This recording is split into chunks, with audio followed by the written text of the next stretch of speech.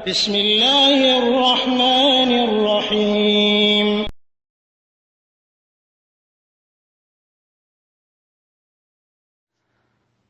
ওয়ালাইকুম আসসালাম রহমতুল্লাহ বরকাতুহু। ভাইজান জানতে চেয়েছেন কবর জিয়ারতের বিধান, নিয়ম।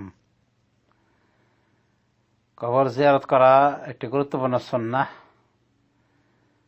তবে নিয়ম হলো যে এই কবর জিয়ারতে যদি এরকম স্থানে হয় কবর যে ওখানে গেলে সফর করা লাগবে, এত দূরে রয়েছে, তাহলে ওই শুধু কবর জিয়ারতের জন্য যাওয়া যাবে না। সফর মামনু, সফর নিষিদ্ধ। বরং কোনো কাজে যদি যাওয়া হয় তাহলে হঠাৎ করে যদি ওই কবরের পাশ দিয়ে অতিক্রম হয় তাহলে জিয়ারত করবে। তাহলে দেখা যাচ্ছে কবরের জন্য জিয়ারত করা মানে সফর করে যাওয়া, এটা বিদআতি জিয়ারত। সুন্নতি জিয়ারত হলো যে কবর স্থানীয় কোনো জায়গায় রয়েছে, সেখানে গিয়ে কবরবাসীকে গিয়ে সালাম দিতে হবে। যদি অনেকগুলি কবর থাকে, কবরস্থান থাকে, তাহলে সবাইকে সালাম দিতে হবে। আর যদি খাস কোনো ব্যক্তির উদ্দেশ্যে যাওয়া হওয়া থাকে, খাস কোনো ব্যক্তি বা আত্মীয়কে উদ্দেশ্য করে যাওয়া হয়ে থাকে, তাহলে তাকে সালাম দেবে খাসভাবে এবং কবরবাসীকে সালাম দেবে আমভাবে। এরপরে তার মৃত আত্মীয়ের জন্য দোয়া করবে। সালাম দেওয়ার সময় সামনাসামনি হয়ে সালাম দেবে, কিন্তু দোয়া করার সময় কেবলা সামনে রেখে সালাম করবে, দোয়া পড়বে এবং মৃত ব্যক্তির জন্যই দোয়া করবে যেন আল্লাহ তাকে মাফ করে, ক্ষমা করেন, জান্নাত দান করেন ইত্যাদি। আল্লাহ মাগফিরলাহু ওয়ারহামহু ওয়াআফিহি ওয়া'ফু আনহু, একটা দোয়া আছে লম্বা, ওই দোয়াটা করতে পারে, বা নিজের ভাষায় যা উপস্থিত হয় মনে আসে বলবে। এভাবে কবর জিয়ারত করা, এটা হলো সুন্নাহ মাসনুন তরিকা, যে কবরবাসীর জন্য দোয়া করবে। আর ওখানে কোনো কিছু পড়া সুন্নাহ সম্মত নয়, এগুলো বিদআতের পর্যায়ভুক্ত হবে। যেমন সূরা ফাতিহা, সূরা ইখলাস, ফালাক, নাস, তারপর আস্তাগফিরুল্লাহ এতবার পড়ে তারপরে দোয়া করা, সবই বিদআতি কাজ। কোনো কিছুর প্রমাণ নাই, বরং সরাসরি মৃত্যু ব্যক্তির জন্য দোয়া শুরু করে দিবে।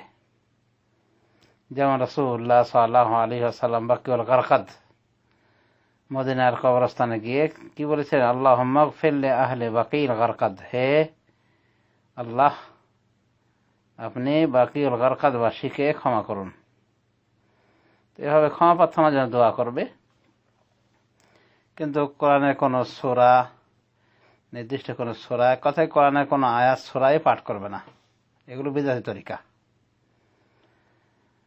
কবর জিয়ারতের আরেকটা প্রকার হলো কবরস্থানে গিয়ে, সেখানে গিয়ে মৃত ব্যক্তির নিকটে কিছু চাওয়া, তাকে সম্বোধন করে বিপদ উদ্ধার তলব করা, সন্তান সন্ততি চাওয়া ইত্যাদি, এগুলো হলো শিরকি জিয়ারত।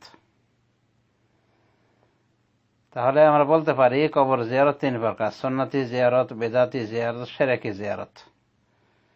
সুন্নতি জিয়ারত বুঝতে পারলেন যে সফর করা লাগবে না, বরং সফরের ডিস্টেন্সে নাই এরকম কবরে আপনি গিয়ে সেখানে গিয়ে সালাম দেবেন, এরপর দোয়া করবেন। ইবনে ওমর রাদিয়াল্লাহু আনহুমা যখন রাসূলুল্লাহ সাল্লাল্লাহু আলাইহি ওয়াসাল্লাম এবং আবু বকর ওমরের কবর জিয়ারত করতেন, তখন রাসূলুল্লাহ সাল্লাল্লাহু আলাইহি ওয়াসাল্লামকে সালাম দিতেন, আসসালামু আলাইকা আইয়ুহান নবী, আসসালামু আলাইকা ইয়া রাসূলুল্লাহ।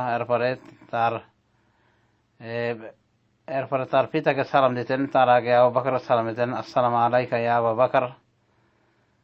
এরপর নিজের পিতাকে সালাম দিতে গিয়ে বলছেন, আসসালামু আলাইকা ইয়া আবাতাহ, হে শ্রদ্ধেয় পিতা আপনাকে সালাম। এ মর্মে হাদিসটি মুসনাফ ইবনে আবি শাইবায় রয়েছে।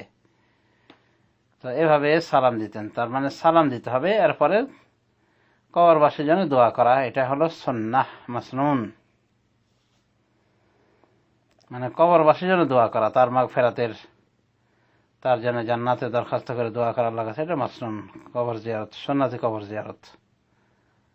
আর বিদআতি কবর জিয়ারত হলো যে সফর করে যাওয়া, কোনো জায়গায় কবর জিয়ারত করার উদ্দেশ্যে সফর করা, বা কবরস্থানে গিয়ে সেখানে গিয়ে এখানে এই নিয়তে যাওয়া যে ওখানে গেলে দোয়া কবুল হবে, কবরের পাশে গিয়ে দোয়া করা, এক সাইডে হয়ে আল্লাহর কাছে দোয়া করা, কিন্তু উদ্দেশ্য যে এখানে দোয়া করলে আল্লাহ দোয়া কবুল করবেন, কারণ এটা ওলির মাজার, এটা নবীর মাজার, রাসূলের মাজার ইত্যাদি, এইটা মনে করে ওখানে গিয়ে দোয়া করো। কবরবাসীকে দোয়া করা না, বরং ওখানে গিয়ে আল্লাহর কাছে দোয়া করো কবরের পাশে থেকে, এই নিয়াতে যে আল্লাহ রাব্বুল আমিন তার দোয়াটা বেশি কবুল করবে। তো এটা হলো বিদাতি জিয়ারত। আর শিরকি জিয়ারত কখন হবে? যখন কবরবাসীর নিকটে কিছু চাওয়া পাওয়ার জন্যে যাবে। যেমন বাবা আমাকে সাহায্য করো, বড় বিপদে আছি, বাবা আমার অনেক দিন থেকে আমার কোনো সন্তান সন্তান হয় না, আপনি একটা ছেলে দিন। এগুলো হলো শিরক, এবং এই যে উদ্দেশ্যে যাওয়া শিরকি জিয়ারত। তো আমাদেরকে সুন্নতি জিয়ারত করতে হবে। সুন্নতি জিয়ারতের ফজিলত রয়েছে। আর সুন্নতি জিয়ারতের ফায়দা হলো এই যে রাসূলুল্লাহ সাল্লাল্লাহু আলাইহি ওয়াসাল্লাম আমাদেরকে জিয়ারত করতে বলছেন জুরুল কুবুরা ফাইন্নাহা তুযাক্কিরুকুমুল আখিরাহ, তোমরা কবর জিয়ারত করো, কারণ এই কবর জিয়ারত আখিরাতের কথা স্মরণ করায়। আরেক বর্ণনা বলা হয়েছে তুযাক্কিরুকুমুল মাউত, তোমাদেরকে মৃত্যুর কথা স্মরণ করায়। সহিহ মুসলিম সহ বিভিন্ন বর্ণনায় এসেছে এভাবে। তাহলে সুন্নতি জিয়ারত আশা করি বুঝতে পেরেছেন। পাশাপাশি বিদাতি জিয়ারত, শিরকি জিয়ারতও বুঝতে পেরেছেন। আমাদের দেশের মানুষগুলি বেশিরভাগই শিরকি জিয়ারত করে, বা বিদাতি জিয়ারত করে, বা বিদাতি শিরকি দুটোই করে।